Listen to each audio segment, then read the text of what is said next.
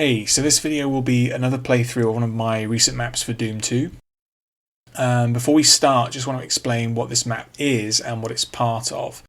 The map is called Sand Trap, and it's my contribution to a very unique community project called RAMP. RAMP has been run by David Newton, who's a member of the Doom World forums and also a Doom mapper and YouTuber. The project is for GZ Doom, and ultimately ended up consisting of 200 maps, which is an incredible number and makes it probably the largest single Doom map set ever. So it's amazing to think that this map makes up 0.5% of that WOD. So when I was setting out to make Sand Trap, the project had already started and quite a lot of maps had already been submitted, although I had no idea how many there would be in the end. And one of the things I decided to do was to try to make my map a little bit more distinctive in some ways by using some custom textures, as I noticed that quite a lot of other mappers were using standard stock Doom 2 textures, but I also didn't want to use OTEX, which is the really big popular texture pack which is being used a lot at the moment. So what I ultimately decided to do was make an Egyptian style map using some textures that have been used in several WODs over the years. I found them specifically in the 32 in 2415 texture pack, which is a very difficult to remember name. So this map is really in kind of a similar style to my Sucker Punch map sets. The first one of which was released in 2018, and Sucker Punch 2 was released earlier this summer, or in the spring, I guess, May. So it's in a similar vein to that, in the sense that it's a small map, it's an intense map with quite a few traps, and it only really takes a few minutes to play, so I think about 5 or 6 minutes in this case. And like some of the maps, particularly in Sucker Punch 2, it's also fairly non-linear in as far as the player needs all 3 keys to access a gate which leads towards the exit, but those 3 keys can all be reached in any order. So there's actually quite a few different ways to play what is a small but relatively non-linear map. I think these Egyptian textures work really well. I think that they're come from a few different places and they've been kind of gathered together over the years, I think, but they're really well suited to Doom, and I think that Egyptian style maps is something that there's been lots of over the years in map sets like Scythe back in the day, and some newer ones as well. Skill Source made some really good Egyptian themed maps, including using these specific textures. But I think it works really well actually for Doom, and I'm quite pleased with the way this map looks, although it is maybe a little monochrome. Lots of it is obviously sand coloured, but I think that's to be expected. Ultimately, I think the map has ended up being a little bit tougher than I had intended it to be. I did toy with the idea of adding some more health, going through another revision of the map and adding some more health, but ultimately I decided against doing that, as I think people probably do kind of want a challenge, and certainly there are maps in the RAMP project which are quite a bit tougher than this.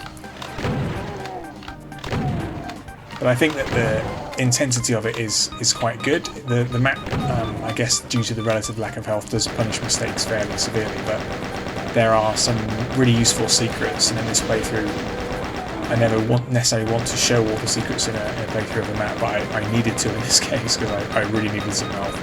So I went for the secret with the Soul Sphere, and I think another secret as well, just to try and keep my health up basically and make sure I could actually complete the map. This is on UV in this playthrough, and as with the last video I made, this is also using the Smooth Doom mod, which I like a lot and use a lot of the time when playing.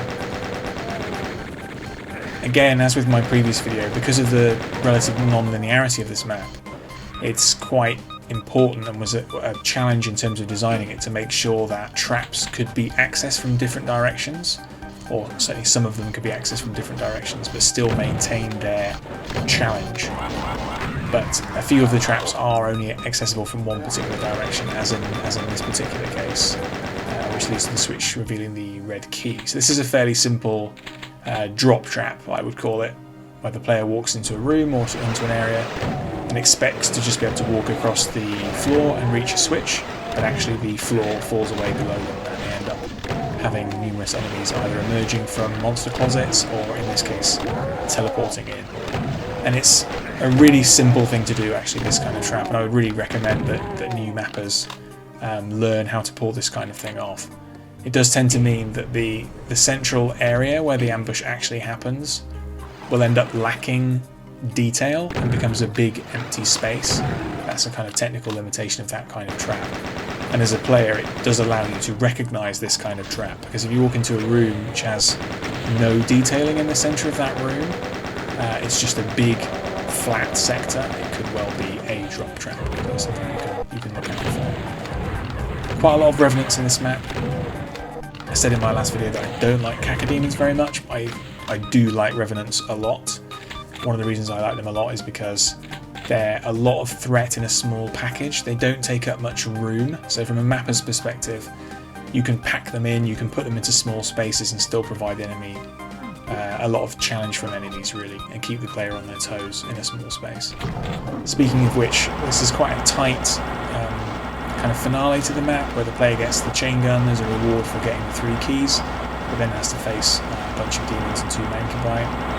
I make sure there's a switch leading back to the beginning of the map for those people who want to hunt the secrets, and there's a fight here with an archvile as well, which does have a tendency to resurrect at least one of the mancubi. And then that leads through to the final fight of the map. So this is just a quick look at Sandtrap. Ramp as a whole is a really interesting project. Certainly I haven't played all 200 maps. Only one person has, which is David. But I really recommend you give that map set a look, because there's so much there, and I'm really pleased to have had the opportunity to just contribute one small map to a very large and very cleverly put together project. So yeah, check it out.